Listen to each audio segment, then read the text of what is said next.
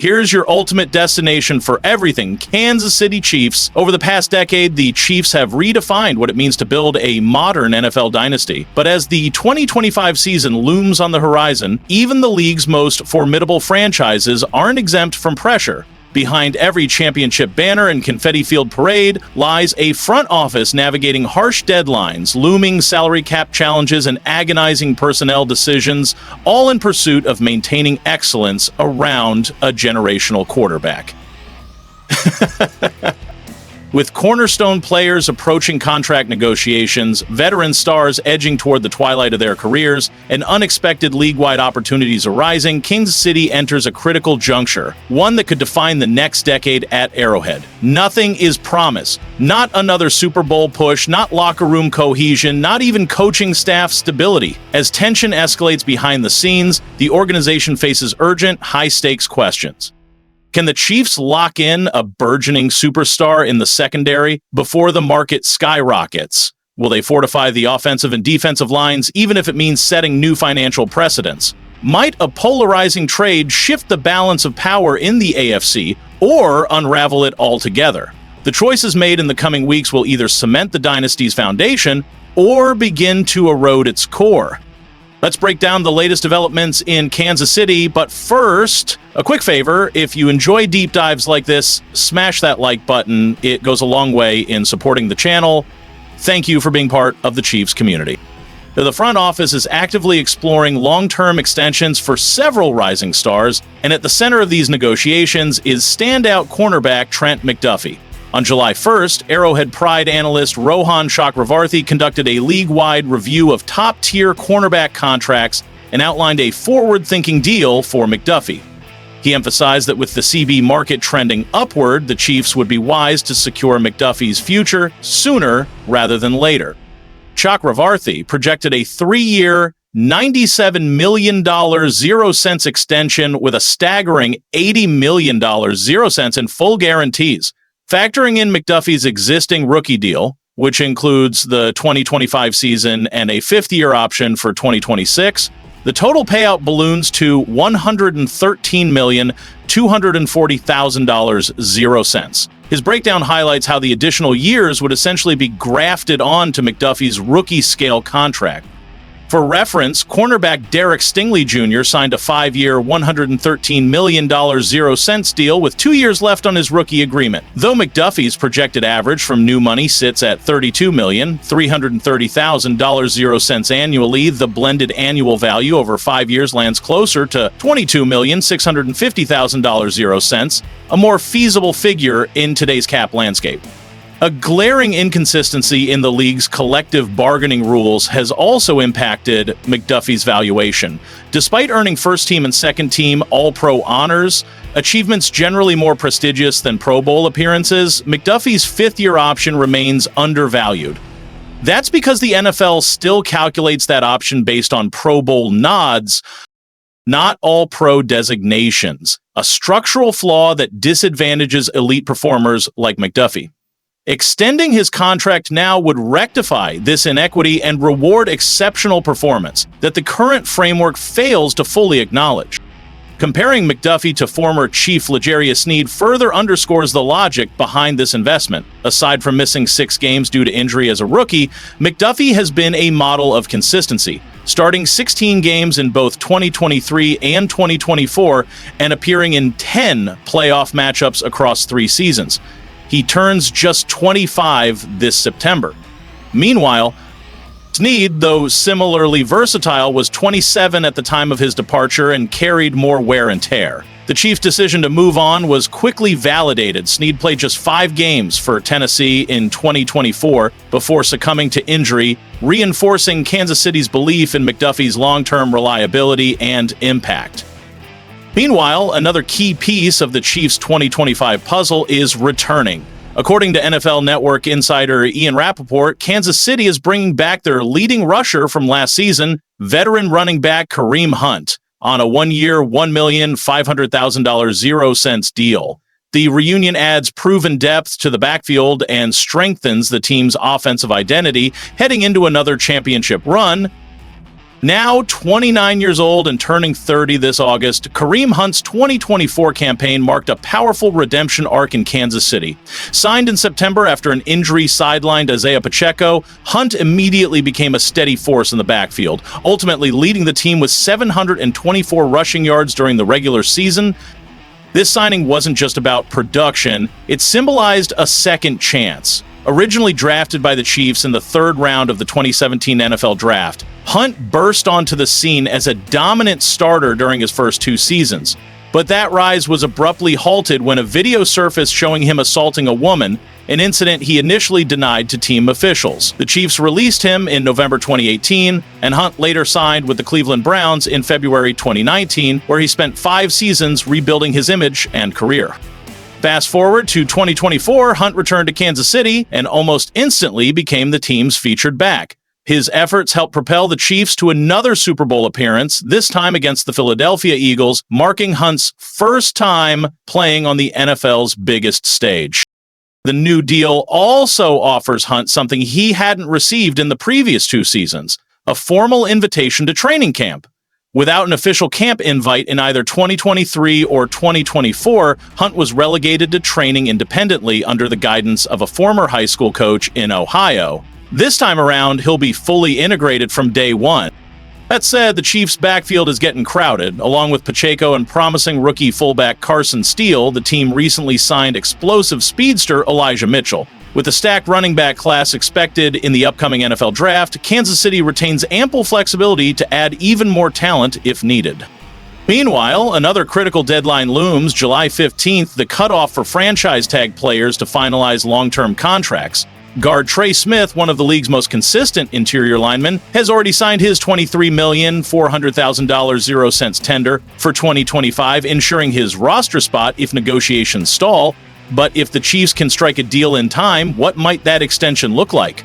Patrick Mahomes stands at the heart of a dynasty teetering between brilliance and chaos, riddled with injuries, surprise breakout stars, and bold trade whispers. As Kansas City braces for another stormy NFL summer, an electrifying saga unfolds. One that will challenge loyalties, demand evolution, and ultimately determine whether the Chiefs can prolong their championship dominance or crumble under the strain of a rapidly evolving roster. From Isaiah Pacheco's uphill resurgence to a rookie lineman's miraculous rehab, from a forgotten wideout turning heads to explosive trade murmurs and the tantalizing prospect of acquiring a generational tight end, let's dive into the seismic shifts reshaping Kansas City. But before we unpack the drama, could I ask a quick favor? If you enjoy our content, please hit that like button. It's a simple gesture that fuels this community. Thank you kindly. Isaiah Pacheco, a comeback or a curtain call? Fans still replay the electrifying flashes from Pacheco's early days in Kansas City, his razor-sharp cuts, relentless drive through loaded fronts, and clutch fourth-quarter bursts that propelled back-to-back AFC title runs. But in 2024, that once unrelenting force cracked under the weight of injuries and attrition. A nagging knee injury sidelined him for half the season, casting a shadow over his promising ascent. His return sparked cautious hope, a shot at rekindling the fire that produced 830 yards and 5 scores as a rookie, followed by an even more explosive 935-yard, 7-touchdown campaign in 2023. But every carry lacked its old electricity. He limped to just 310 yards and 1 touchdown, a stat line almost unrecognizable. Enter Connor Orr of Sports Illustrated, whose latest bombshell ignited Chiefs Kingdom. Kansas City's leading rusher in 2025 may not currently be on the roster. Orr's forecast is driven not by spite, but by sharp analytics. The 2025 running back class is stacked, deeper and more dynamic than previous years, potentially triggering a post-camp free agent frenzy. Orr believes Kansas City will dive into that pool, seeking fresh firepower rather than wagering on Pacheco's return to form. It's not a slight, it's strategic insurance. Will the Chiefs double down on their homegrown bruiser or hedge their bets with outside competition? Their decision will define not just Pacheco's future, but the identity of the entire offense. Josh Simmons, the silent guardian in waiting on paper. The Chiefs' O-line looked formidable even after parting with Joe Thuney, but in reality, Mahomes' blindside begged for reinforcement. That's why Kansas City traded up for Ohio State's Josh Simmons at no comp 2020, a move that screamed urgency. Towering at 6'5", 317 pounds, Simmons was once hailed as a future cornerstone until a devastating torn patellar tendon during the college football playoff cast doubt on his draft stock. But the injury allowed him to slip into Kansas City's grasp. At OTAs, coach Andy Reid was visibly impressed. He's ahead of schedule, he said, eyes gleaming. Simmons isn't taking full reps yet, but the plan is meticulous, build his confidence in individual drills, then unleash him against elite defenders like Chris Jones and George Karlaftis. ESPN's Adam Teicher recently declared, if Simmons is healthy, he's your Week 1 starter at left tackle. That means veteran Jalen Moore, signed as an insurance policy, might never crack the huddle. Signed as an insurance policy might never crack the huddle. For Simmons, it's a trial by fire, and a chance to become the immovable object shielding Kansas City's greatest asset. Tyquan Thornton. From forgotten to flashy, even in a star-studded receiver room featuring Marquise Hollywood Brown, Rashee Rice, Juju Smith-Schuster, and rookie sensation Xavier Worthy, Chiefs coaches continued to chase hidden gems. On a blazing Thursday afternoon, one emerged: Tyquan Thornton.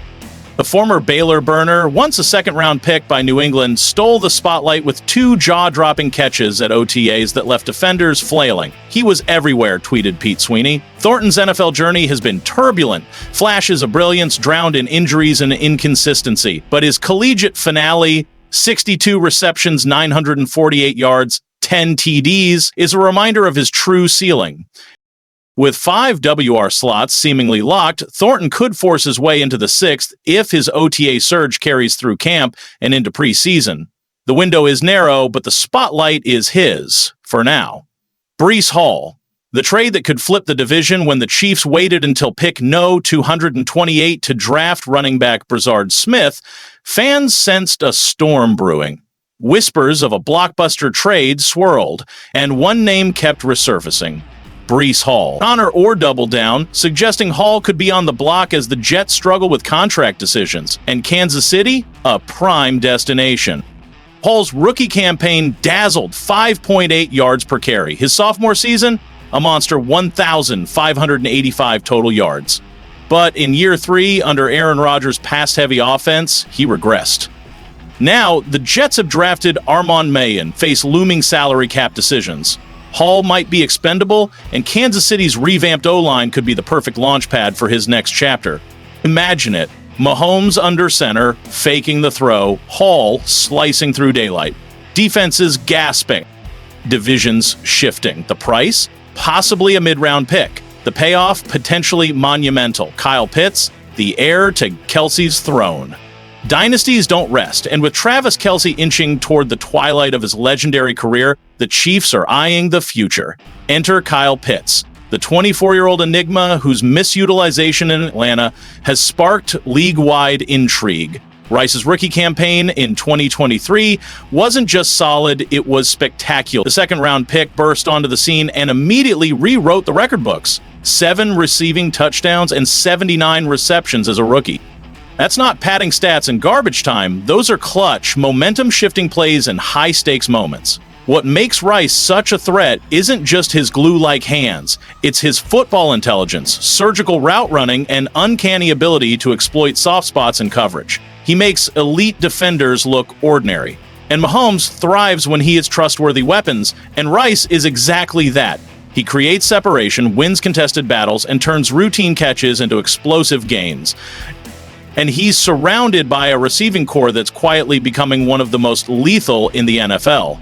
Marquise Hollywood Brown brings blazing speed and veteran savvy. Juju Smith-Schuster offers grit, clutch instincts, and championship pedigree. Xavier Worthy is already flashing brilliance as a rookie. And Jalen Royals, the 4th-round gem, adds dynamic depth and untapped potential. But Rice is the crown jewel, the potential WR1 who can be the engine of this offense. He's not just talking big, he's exuding belief. He's been vocal about how this group is going to be explosive and light up the scoreboard. And you can feel it. It's not just swagger, it's certainty backed by talent. When you combine Rice's deep threat ability, Worthy speed, Brown's experience and Juyu's consistency, you're looking at a nightmare matchup for defensive coordinators week after week. Let's not forget, the Chiefs were this close to making NFL history last year, falling just short of a three-peat after a tough loss to Philadelphia. That stung bad. The Eagles exposed a few cracks, the lack of consistent big plays, and some heartbreaking drops in critical moments. But now, with Rice back, rejuvenated, and ready to dominate, the Chiefs are reloading for another title run. But as last season showed us, even elite dynasties must adapt or fall behind. The issues that plagued Kansas City's offense weren't flukes or bad luck. They were glaring, data-backed weaknesses that simply couldn't be ignored. The Chiefs ranked 27th in the league in explosive plays per dropback, managing to gain more than 15 yards only 6.2% of the time. That's not championship-caliber production, especially for a team with Patrick Mahomes at the helm. The only teams worse in that category? The Browns, Giants, Patriots, Dolphins, and Bears, all of whom were watching the playoffs from their couches. The numbers get more alarming, just 6.7 yards per attempt, firmly in the league's lower tier. Only 42 passing plays of 20-plus yards, sixth worst in the NFL. And only 4 passing plays of 40-plus yards, tied for second worst in the entire league. Their longest pass of the season, a modest 54 yards, third worst league-wide. Stats like that don't win rings. They get coordinators fired and postseason dreams shattered. But here's why Rashee Rice changes the equation entirely. This young phenom has a rare blend of explosiveness, precision, and football IQ. He can turn a 5-yard slant into a 50-yard sprint. He separates deep downfield. He improvises when plays break down. And that is exactly the kind of player Kansas City was sorely missing last season. The chemistry he shares with Mahomes, it was already forming in those first 4 games before the injury. Timing, trust, rhythm, all showing flashes of something truly special. And while Mahomes has elevated many receivers, Rice is one of the few with the talent to elevate Mahomes right back. That kind of mutual synergy is how you build dynasties, break records, and win Super Bowls. See, when you're the Kansas City Chiefs and you've scaled the NFL summit multiple times, every decision is scrutinized under a microscope, like an insect pinned in a lab. Every draft pick, every free agent signing, every trade, it all matters because the margin for error narrows to razor-thin levels when you're trying to sustain greatness. And that's precisely where we find ourselves today, discussing a move that could define the next decade of Chiefs football. The 2025 NFL Draft came and went, and while most fans were laser-focused on the flashy top picks, something intriguing was brewing down at pick number 32. Now, I know what you're thinking. Pick 32? That's just the last pick of the first round. What's the big deal? Let me tell you, that mindset is exactly why so many people miss the forest for the trees when it comes to constructing championship rosters.